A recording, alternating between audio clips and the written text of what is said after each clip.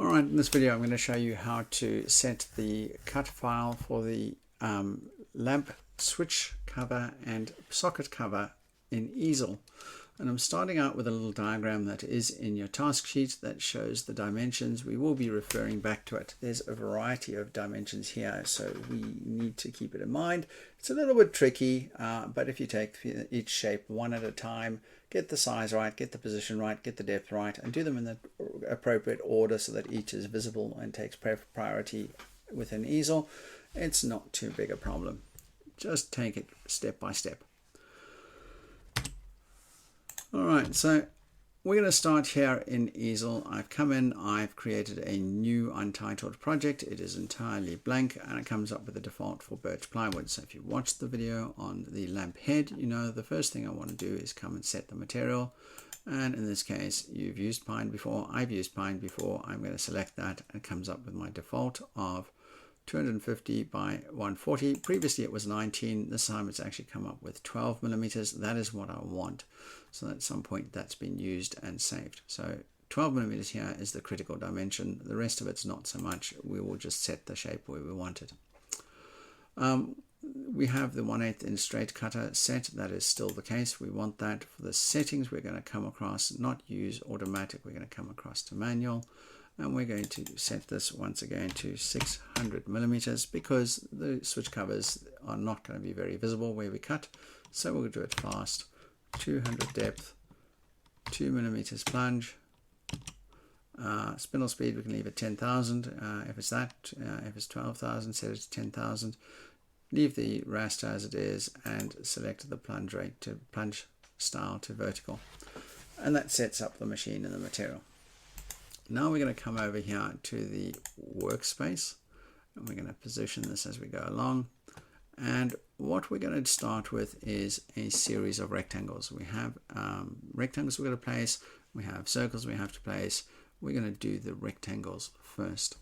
So I'm going to take a rectangle over here, and the first rectangle that I'm going to be using is going to have a width of 80 and a height of 45. So we're going to place that there. And this one is actually going to have a cut depth of 9.5 millimeters. So fairly deep, and that's going to be there. Now the reason I want to do that right now is because the next rectangle that I'm going to place down is going to be sitting above, and I want to see the contrast. So this rectangle is going to be the one that we do over here on the left hand side, and this one is going to have a width of 10 and a height of 19 millimeters. Now it's also going to be placed in certain positions. Now I should have actually put this here, and I'm going to put the X position on the bottom left corner to 0 and 0 because it's just a little bit easier to work off the coordinates, because what we know about this little rectangle here is that it needs to have an X position relative to that of 5, and its Y position, it has to be 13 millimeters above the bottom over here. So that positions that where we want it to be. Now the interesting thing about this little rectangle is that we actually don't want to cut it out at all. We don't want any depth, and so what we're going to do is come here and we're going to drag it up to 0. And it turns white. Now that's why we want it over this rectangle there, because if it's over here we won't actually see it, but there it is, and that means it won't cut. If I scroll in here and move, you should actually see that this here is the same height as the surface of the material there. So we have another rectangle to be cut. This one we're going to place down. We're going to be doing the rectangle, if you refer back to the diagram, the next one that's on the right. Its dimensions are going to be 28 millimeters wide. We're going to make that 19 millimeters tall. It's shown on the diagram as 16, and it's also shown as having a, what happened there? Let's position, that doesn't help me. Let's do that again. 28 millimeters wide, 19 tall, and then we're going to position it. Which, as I was saying, it's shown on the diagram as being 16 with another rectangle next to it, that's 3. I find it's actually better to set this to the 19 millimeters and then the rectangle go over the top of it, because otherwise sometimes you get a little bit of a line between the two rectangles that doesn't quite cut. And this time it might not matter much because this one's going to be at maximum height anyway. It's sitting here. But first let's position it. It needs to be 47 millimeters from the X axis, and once again 13 millimeters up. That places it. The cut that we're going to be doing is to 0 millimeters, same as the other one. Now we're going to take a little bit of a groove off here, and that's going to be the way that the cable comes out from this little switch unit, and that's going to be achieved by taking another rectangle and drawing that. The dimensions of this rectangle are going to be the same width as this, so the width has to be 28, but the height only is 3. And here's where there is a small difference. Well, firstly, in terms of X position, same as the other one, its X position here is 47 to its bottom corner, and it needs to be up at the top there. Now, had I been thinking, and it doesn't really matter, I can happily put this height to be, this Y position to be 13 if I wish. But what it actually needs to be on the diagram is 16 millimeters above that. So 13 plus 16 is 29, and that will cover up and align there. So there's all the rectangles drawn for this, and this is the socket outlet cover. The reason I know that is because it has this groove here.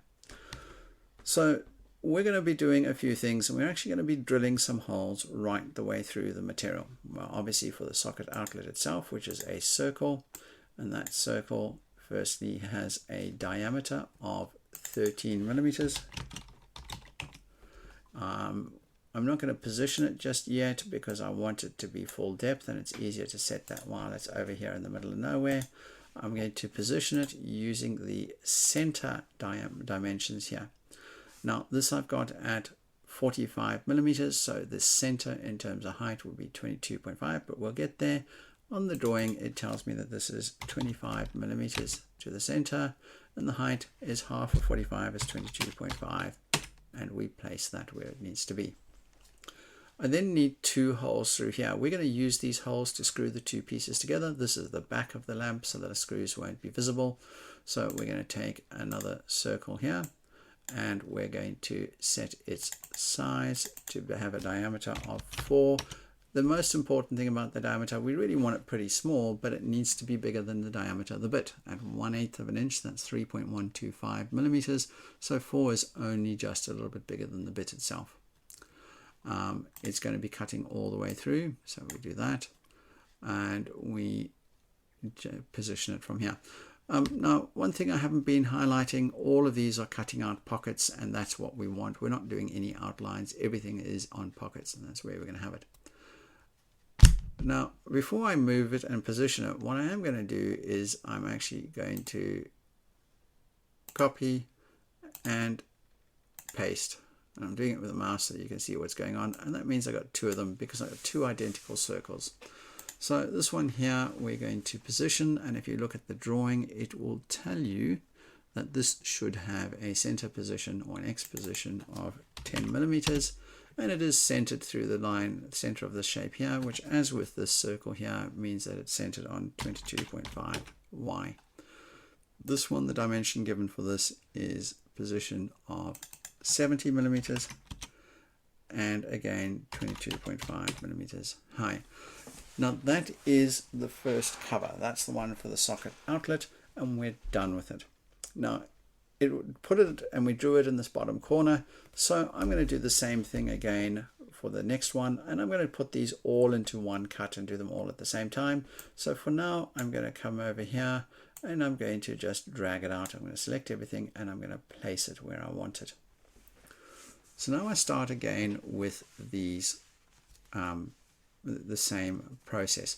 Now I can draw a whole lot again, but actually this one here, I'm going to copy and paste, and I'm going to just drag this down because I know my position. Whoops. This one here, I know my position can be 0 and 0. You see how I've got it on center? I want that bottom left, so make that again 0, 0. I know that these two pieces that I'm going to be taking out, as I've shown them in the diagram or in this task sheet, are the same size. I also know that I need one of these squares in there, and if I look on my diagram, it will tell me that my X position here is 65 and my Y position is going to be 13. So it's over here on the opposite end. The idea is that we will be able to collapse these two along this edge and put them together. This one here also needs to be done, so I can copy and paste that. If I look at my diagram, my X position is 5 and my Y position is 13. So same thing again. Now I have holes, and I have these 1, 2, and 3 holes. I don't need these 2 holes to be repeated here, but I do need a hole to come through here. I could do this if I want to again, however, I do need to do more than simply position it. Now I can sort of see where it's going, so let's just position it while I'm at it, and you can see the difference it makes. The drawings tell me that this position needs to be 40, and it needs to be centered on here, so, oh, hang on, it needs to be centered using that, using the center dot to 40, that'll move it slightly, and then it needs to be on 22.5. This depth of cut is 0 all the way through, same as that one. The only thing that's different about this is that the diameter of this is given as 6.5.